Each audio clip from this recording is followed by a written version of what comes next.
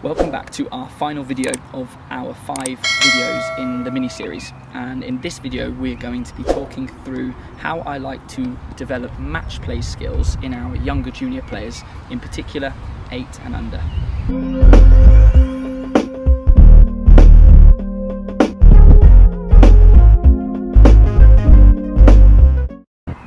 So let's see how I get the little ones playing matches.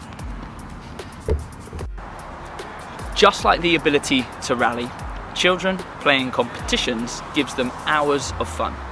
Not only does it give them fun on a tennis court, it also gives them the opportunity to learn how to win and how to lose, both equally as important as each other.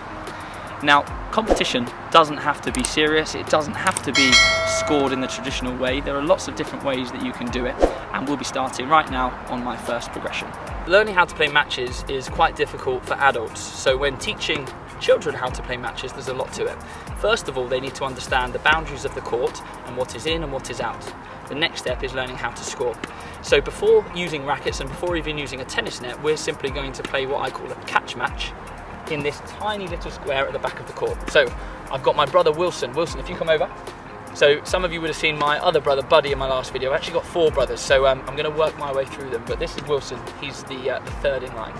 Now, Wilson, I'm going to throw the ball up. It's going to bounce somewhere in the square. You're going to catch it and throw it back. As soon as the ball leaves the boundaries of the square, whoever misses it, the other player has to shout out. So here we go.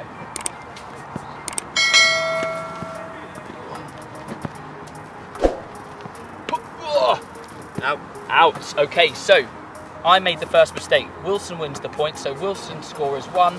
My score is 0. So Wilson's going to start the next one.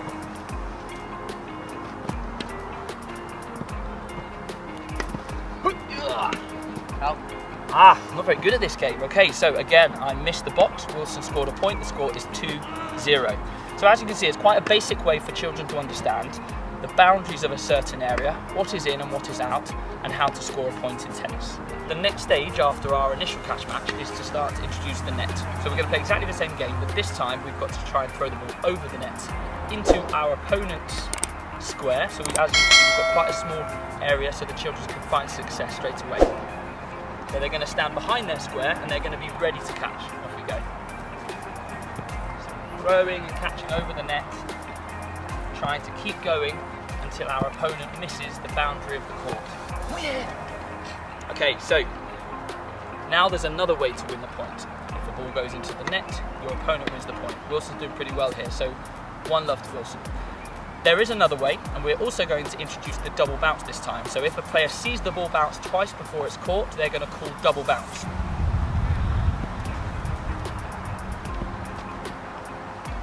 Double bounce. He's not that quick. It was a double bounce. So again, Wilson wins the point. It's pretty good, isn't it? This next step is quite a jump. So there may be ways in between the last progression and this progression to try to marry them together. But we're now going to introduce a racket. And we're also going to introduce a serve. So we're going to use the first progression of serves from the first video, which is the scoop serve. So I'm going to stand behind the line, I'm going to scoop the ball over to my partner or my opponent Wilson, and we're going to play a point. I'm trying to keep it within the boundaries of the court. I'm going to beat him for once. Here we go.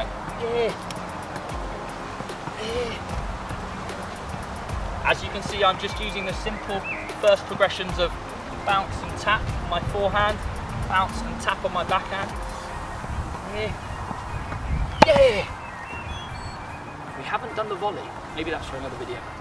As that progression is quite a big jump, it might be worth on the previous progression, without using a racket, starting the point with an overarm throw to replicate the serve. So in your catch match, you can start with an overarm throw and then get into the rally. Another way you can break things up in between the catch match and the hit match is to have one player hitting and one player catching. So Wilson, you're going to use your racket. I'm going to be the person that's throwing and catching. So I will start with an overarm throw. Wilson will hit it over the net and I will catch it.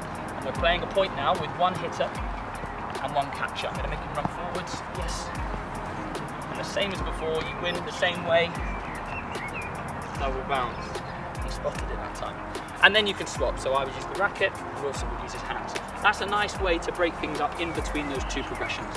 As you can see there, matches don't have to be formal. They don't have to have huge courts and proper scoring systems. We've got a tiny little tennis court and we'll be using very basic progressions, but you can see how a younger junior player can find success quite early on.